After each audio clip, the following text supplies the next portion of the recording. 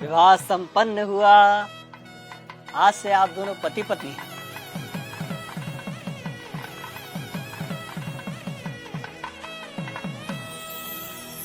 भाई साहब, पंडित जी को भी दक्षिणा देके निपटाओ बस। हाँ हाँ जीजा जी, याद है मुझे। पंडित जी, आपकी दक्षिणा। यजमान, मात्र 1100 रुपए दक्षिणा। अरे तो इतना हैरान क्या हो रहे हैं पंडित जी? जो रेट चल रहा है वही तो दिया है। दक्षिणा रेट से नहीं, सामर्थ्य के अनुसार दी जाती है यजमान। अरे तो क्या पूरी गड्डी पकड़ा दें आपको?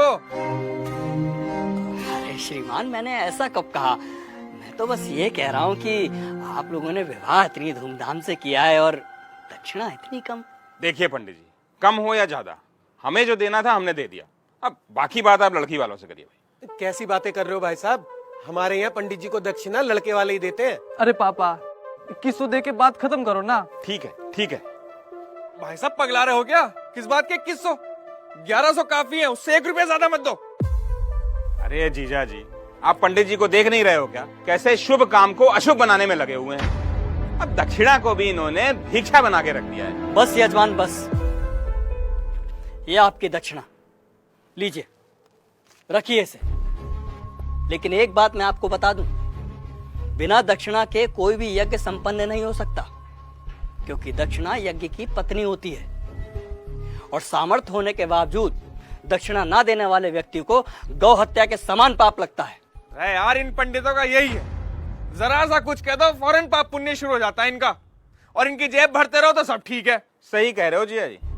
अरे मजे तो इन्हीं के हैं, गद्दे पे बैठ के 2-4 मंत्र पढ़ेंगे, विवाह संपन्न हुआ कह के मांग लो मोटी दक्षिणा। बस, बहुत बोल चुके आप लोग, अब मेरी सुनिए।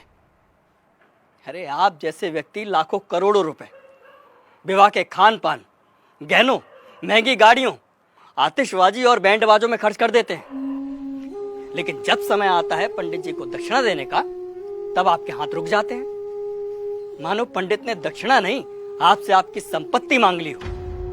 एक बात बताइए, यदि किसी विवाह में पंडित ना हो, फेरे और बाकी कर्मकांड ना कराए जाए, तो इन 56 भोगों, नाच गाने और शराब पी के हुड़दंग मचाने से विवाह संपन्न हो जाएगा? नहीं होगा, क्योंकि विवाह में इन सब का कोई महत्व नहीं होता। लेकिन फिर भी हमारे समाज में वैदिक रस्मों की बजाय इन व्यर्थ के आडंबरों को बढ़ावा दिया जा रहा है। विवाह में फला बैंड आएगा, महंगा फार्म हाउस होगा, विवाह में आने वाले बारातियों को क्या और कितना शगुन देना है, इसकी तैयारी महीनों पहले शुरू हो जाती है। और मंडप में अगर पंडित सुपारी मांग ले तो आप कहते हैं कि अरे पंडित जी भूल गए। क्या यही तरीका होता है विवाह का? और आप क्या कह रहे थे प्रकाश जी कि पंडित का काम ही क्या होता है?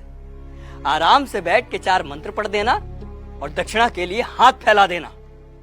तो श्रीमान सुनिए, विवाह गुड्डे गुड़ियों का खेल नहीं होता, 7 जन्मों का अटूट बंधन है, जिसमें पंडित मंत्रोच्चारण करके देवताओं का आह्वान करता है और वर वधू को परिणय सूत्र में बांधता है। इसलिए पंडित और उनके द्वारा किए गए कार्यों की कुछ तो मर्यादा रखिए। उन्हें दक्षिणा भीख समझकर नहीं, आपको जीवन की सबसे बड़ी खुशी देने के लिए दीजिए। पापा, कब होगी विदाई?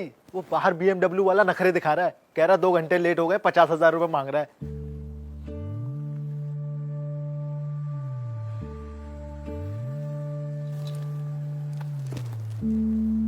ये तुम्हारे विवाह की दक्षिणा।